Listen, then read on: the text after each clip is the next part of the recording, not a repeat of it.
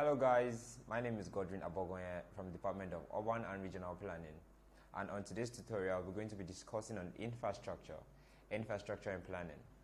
What is infrastructure? Infrastructure can be said to be the basic physical facility that makes the functionality of a country or a community.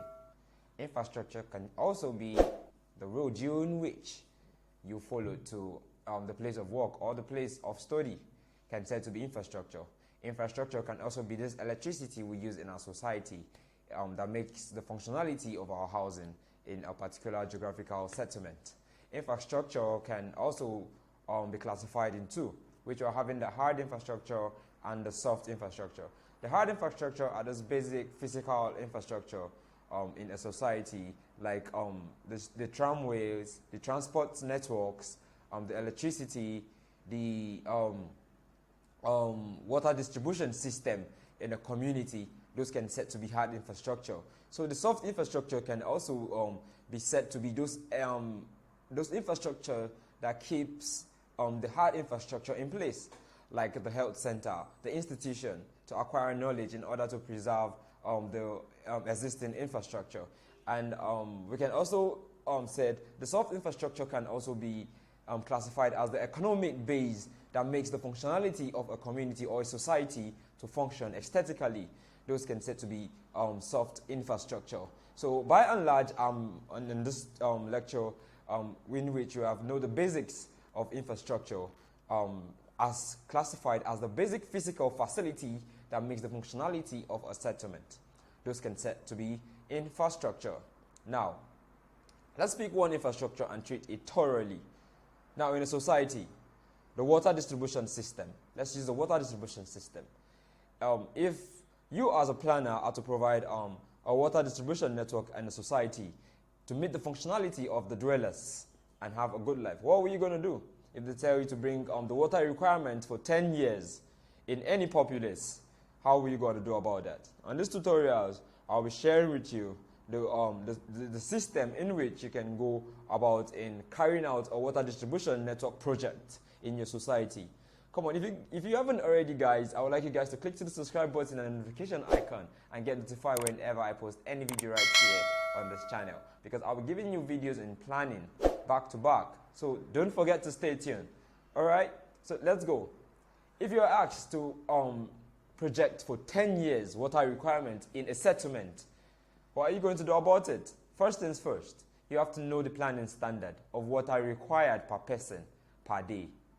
It is starting from 1 day before you will go projecting for 10 years. First things first, water requirement per day based on standard, each person or each individual requires 50 to 135 liters per day based on planning standard. You and I know, no matter how you use water a day, you can't use beyond 135 liters. What are you doing? Drinking, bathing, those are the basic thing we use water for. So water required per person per day, 135 liters. You check on that. Then you move further to know the population size in that populace that you are projecting for. What is the population size of the populace? First things first. If the population size is said to be, let's say, 12,000, then we use 6 as the household average number. So you now said 12,000 times 6 is to give you the population size. Then that is for the population size. So water requirement per person per day in that settlement is 135. Now 135 times the population size. That will give you water requirement per day for all the entire settlement that is going to serve the entire settlement. So when you do 135 times the population size you have gotten in that settlement, it will give you per day. Then you calculate per year, which you'll be saying the answer you got from the water required per day in the settlement, you will now water requirement per day times 365 days, which is in a year. 365 days, which is in a year. Water requirement per day times 365 years. The answer you're getting is what you'll be projecting for 10 years. Very easy. The next thing you're going to do, the answer you got, you now times it by 10. So easy to get your water required to get your water requirement in that settlement for 10 years. Now, I bet you guys to go out there and practicalize this in your physical planning, because town planners are the physical planners. We do physical jobs. We don't just assume based on opinion. That is why in the higher institution, you're going to be taught about fact and opinion. With fact is something that is proven to be known, and opinion can be somebody's suggestion. So I'm giving you the facts today on how to project water requirements for 10 years. So go about it. Make a report, a proposal. If you are lacking water in your settlement, make this happen for your settlement and meet the need of the dwellers in your settlement. You can actually do this. You can use the self-help approach in doing this. So I bet you guys to go do this, and see you guys next time on this channel. Bye.